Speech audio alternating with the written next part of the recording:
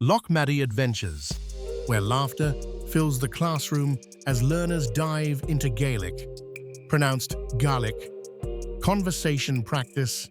The weather here is a bit of a drama queen. Sunshine, clouds, rain, and a cheeky gust of wind, all in 1 hour.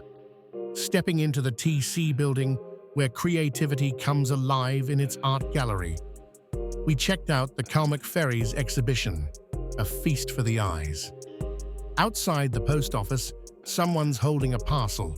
Frustration at its finest. Apparently, even post-technology needs a wee tea break in North Uibhist. Yes, the system crashed and refused to do any more work.